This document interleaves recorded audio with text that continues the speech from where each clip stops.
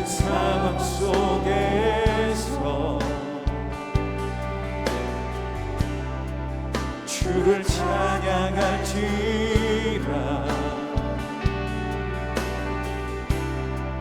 주는 너의 큰 삶을 큰 도움이시라.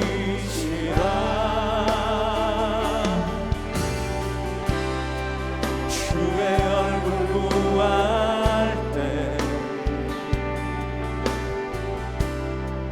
주의 영을 부으사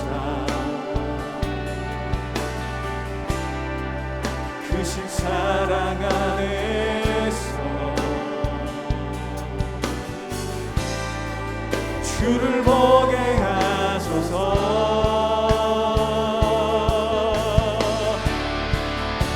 내 영혼이 확정되고 영혼이 확정되고 확정되었사오니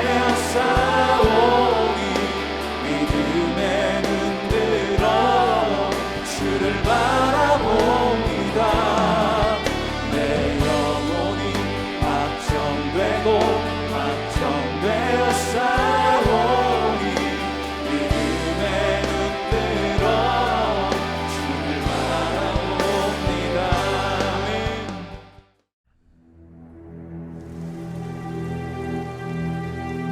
여호와의 분노의 매로 말미암아 고난당한 자는 나로다. 나를 이끌어 어둠 안에서 걸어가게 하시고 빛 안에서 걸어가지 못하게 하셨으며 종일토록 손을 들어 자주자주 나를 치시는도다. 나의 살과 가죽을 쇠하게 하시며 나의 뼈들을 꺾으셨고 고통과 수고를 쌓아 나를 해우셨으며 나를 어둠 속에 살게 하시기를 죽은 지 오랜 자 같게 하셨도다. 나를 둘러싸서 나가지 못하게 하시고 내 사슬을 무겁게 하셨으며 내가 부르짖어 도움을 구하나 내 기도를 물리치시며 다듬은 돌을 쌓아 내 길들을 막으사 내 길들을 굽게 하셨도다. 그는 내게 대하여 엎드려 기다리는 곰과 은밀한 곳에 있는 사자 같으사 나의 길들로 치우치게 하시며 내 몸을 찢으시며 나를 적막하게 하셨도다. 활을 당겨 나를 화살의 관역으로 삼으시며 화살통의 화살들로 내 허리를 맞추셨도다. 나는 내 모든 백성에게 조롱거리 곧 종일토록 그들의 노랫거리가 되었도다. 나를 쓴 것들로 배불리시고 쑥으로 취하게 하셨으며 조약돌로 내 이들을 꺾으시고 채로 나를 덮으셨도다.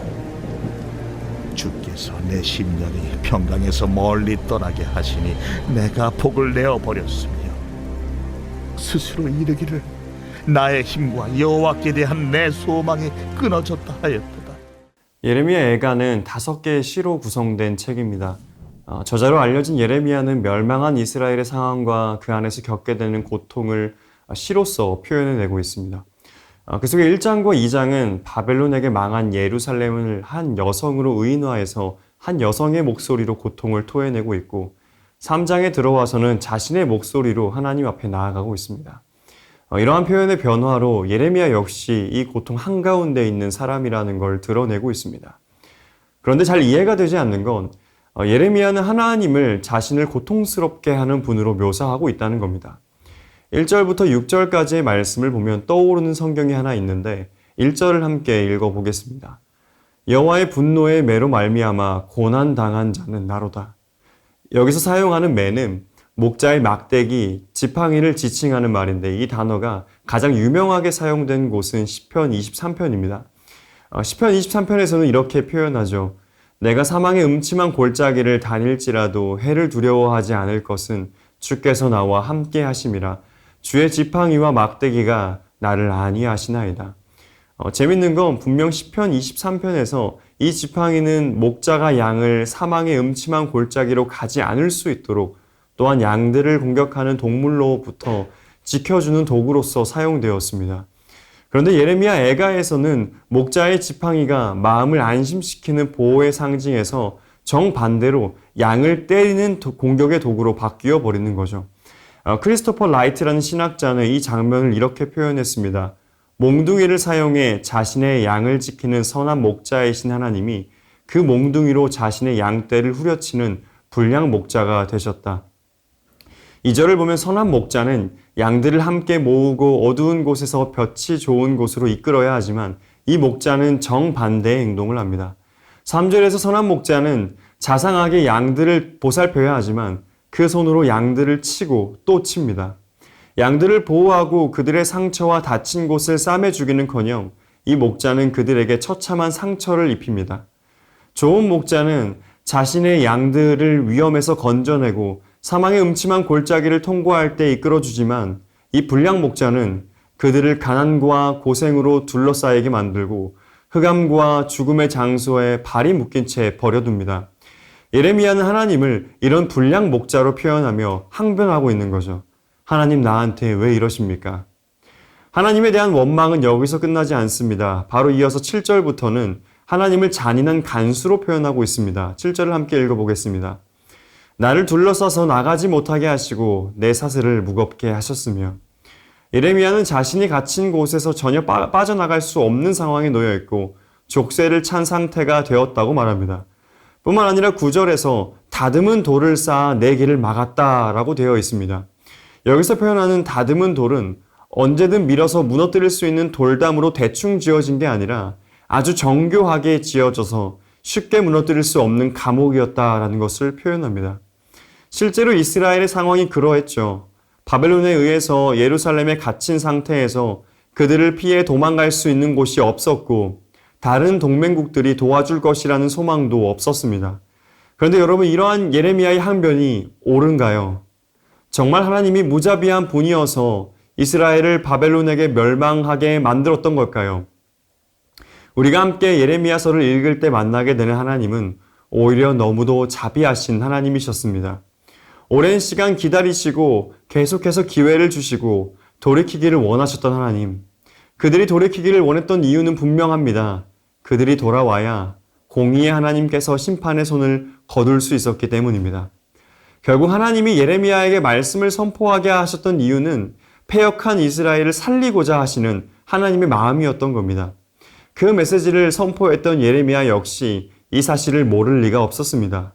그럼에도 이렇게 하나님을 이 모든 일의 원인인 것처럼 지목하고 항변하고 있는 이유는 무엇일까요? 사실 지금 예레미야에 매맞고 감옥에 갇혀 족쇄에 갇힌 이야기는 실제로 예레미야가 경험했던 일이었습니다. 예레미야 31장과 32장에 예레미야가 시위대 뜰에 갇혀 있던 내용을 기록하고 있죠. 그리고 예레미야는 하나님의 말씀을 그대로 전한다는 이유로 죽음의 위협에 놓이기도 했습니다. 예레미야 18장 22절은 이렇게 기록하고 있습니다. 주께서 군대로 갑자기 그들에게 이르게 하사 그들의 집에서 부르짖음이 들리게 하옵소서. 이는 그들이 나를 잡으려고 구덩이를 팠고 내 발을 빠뜨리려고 올무를 놓았음이니이다. 그러니까 지금 예레미야가 하나님께 자신이 매맞고 있고 갇혀있고 고통당하고 있다고 말하고 있고 그 원인으로 하나님을 지목하고 있지만 실제로 예레미야가 겪은 일은 무엇인가요? 하나님의 백성에게 자신이 겪었던 일이었습니다. 예레미야는 분명히 알고 있었습니다. 그가 지금 겪는 고통은 하나님 때문이 아니라 이스라엘 때문이었습니다. 이스라엘이 하나님 앞에 죄악을 저질렀기 때문이고 하나님의 돌아오라는 음성에 돌이키지 않았기 때문입니다. 그럼 지금 그걸 알면서도 예레미야가 하나님께 이런 항변의 외침을 하고 있는 이유가 무엇일까요?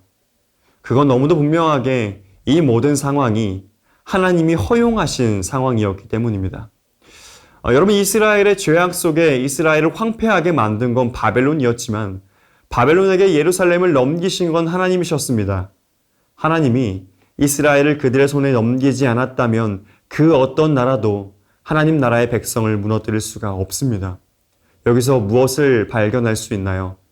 예레미야의 외침에서 하나님의 주권에 대한 전적인 신뢰를 볼 수 있습니다. 분명히 이스라엘에게 문제가 있어서 하나님은 바벨론을 통해 이스라엘을 멸망시키시고 많은 이들이 포로로 끌려가게 만들었지만 그들을 회복시키실 수 있는 분은 하나님밖에 없었습니다. 이걸 아는 예레미야는 하나님한테 나아갈 수밖에 없습니다. 모든 상황을 다 알고 있어서 자업자득이라는 걸 알면서도 힘들어서 하나님께 항변하고는 있지만 하나님께 나아가야만이 소망을 발견할 수 있기 때문입니다. 그는 자신이 겪고 있는 어떤 고통도 하나님과 무관한 건 없다고 믿습니다. 그런데 그 가운데 발견하게 되는 소망은 분명합니다. 고통에서 벗어날 수 있는 유일한 길은 역시 하나님께만 있다는 겁니다. 사랑하는 여러분, 하나님의 주권에 대한 믿음은 참 많은 걸 변화시킵니다. 우리가 기도하는 이유가 무엇인가요? 그건 명백히 하나님은 나의 상황을 모르지 않으시고 우리의 기도를 들으시는 하나님이시기 때문에, 나의 기도에 응답하실 수 있는 전능하신 하나님이시기 때문에 우리는 기도하는 것입니다. 우리가 주기도문을 고백할 때도 동일한 고백을 합니다. 하늘에 계신 우리 아버지요. 하늘에 계시다는 표현을 통해서 하나님은 그 초월성과 전능하심을 가진 분이라는 것을 고백합니다. 그래서 믿음의 선배들은 이런 이야기를 하곤 했죠. 믿음이 있는 성도는 기도의 자리에 나아갈 수밖에 없다. 사랑하는 여러분, 오늘도 기도의 자리 가운데 나오신 그 발걸음이 너무도 귀합니다. 각자의 삶에서 참 어려움이 많고 해결해야 하는 문제도 많은 줄 압니다. 그 가운데 다른 걸 찾지 않고 하나님께 나온 사랑하는 자녀들의 기도를 하나님께서 기뻐하실 것입니다. 그러니 우리의 기도가 걱정과 염려로 가득 찬 기도가 아니라 평안과 확신이 가득 찬 기도가 되기를 소망합니다. 우리가 확신을 가질 수 있는 이유는 다른 게 아니라 우리의 기도를 전능하신 하나님이 듣고 계시기 때문입니다. 우리를 이 땅에 보내시고 오늘을 살게 하신 하나님이 그 기도를 원하시고 계시기 때문입니다. 우리가 겪는 이 모든 상황이 하나님이 모르는 상황이 아니며 하나님 손밖에 있는 상황이 아니기 때문입니다. 그러니 사도 바울이 빌립보서 4장 6절과 7절에서 이렇게 말할 수 있는 겁니다. 아무것도 염려하지 말고 다만 모든 일에 기도와 간구로 너희 구할 것을 감사함으로 하나님께 아뢰라. 그리하면 모든 지각에 뛰어난 하나님의 평강이 그리스도 예수 안에서 너의 마음과 생각을 지키시리라.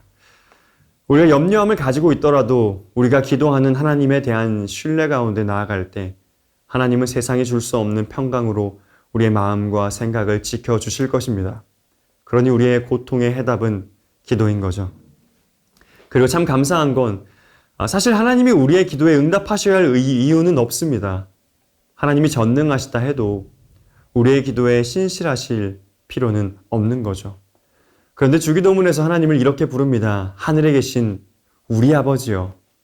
그 하나님이 우리의 아버지가 되어주신다고 합니다. 하늘에 계신이라고 말할 때 하나님은 우리가 범접할 수 없는 분으로 느껴지지만 아버지라고 이야기했을 때는 우리 곁에 계시는 자애롭고 친밀한 분이 됩니다. 여러분, 예레미야의 기도는 많은 면에서 참 불경해 보입니다. 이게 신자의 기도라고 보아야 하는가라는 생각이 들죠. 아무리 힘들어도 그렇지 어떻게 그렇게 하나님을 나쁜 분으로 만들 수 있는지 모르겠습니다. 그런데 그 기도를 하나님께서 들으십니다. 오늘 이 예레미야 애가를 우리에게 보게 하시는 것으로 알 수 있죠. 하나님은 예레미야의 어쩌면 불경해 보일 수 있는 이 기도를 성경에 기록하시면서 우리에게 말씀하고 계시는 겁니다. 그럼에도 난 너의 아버지다. 하나님은 우리가 어떠한 마음을 가지고 있는지, 얼마나 힘든지 모두 이해하고 계십니다. 그런데 그 마음의 소원을 하나님께 나아와 아뢰기를 원하십니다. 우리의 시선을 어떠한 순간에도 하나님께 고정하기를 원하십니다. 고통이 하나님과의 관계를 무너뜨리는 게 아니라 오히려 하나님의 사랑을 더욱 풍성하게 누리는 시간이 되기를 간절히 바라고 계십니다. 사랑하는 여러분, 우리 하나님을 우리의 아버지라고 부를 수 있음이 세상 어떤 것과 비교할 수 없는 큰 은혜임을 잊지 않기를 소망합니다. 여러분, 이 땅을 살아가면서 우리가 겪게 되는 어려움들이 얼마나 많은가요?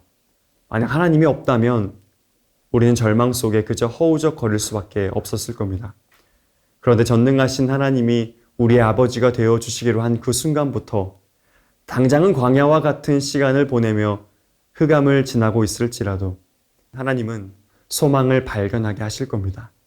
그러니 하나님 앞에 나와 기도하기를 포기치 않기를 소망합니다. 예레미야가 고난 속에서 하나님께 기도하며 하나님 안에 있었던 것처럼 우리도 그러하기를 바랍니다. 하나님께서 예레미야에게 보여주셨던 이스라엘의 회복의 소망처럼, 바울이 기도하며 누렸던 평강처럼 우리가 기도할 때 내 삶에 일하시는 하나님의 일들을 경험하게 되기를 바랍니다. 그게 우리가 이 땅을 믿음으로 살아가는 것인 줄 믿습니다. 그렇게 오늘 이 자리에 나와 기도하는 모든 성도들의 삶 가운데 하나님의 선한 응답이 가득하기를 간절히 소망합니다. 우리 시간에 기도의 제목 함께 읽고 기도하겠습니다. 이해할 수 없는 고난 속에서도 우리의 기도를 듣고 계신 하나님을 바라보게 하여 주소서. 아멘. 기도하는 가운데 하나님께서 허락하시는 평강이 마음과 생각을 지키는 은혜가 있게 하소서. 아멘. 나의 아버지가 되어주심에 감사합니다. 그 믿음으로 오늘 하루 세상 가운데 담대히 살아가게 하소서. 아멘.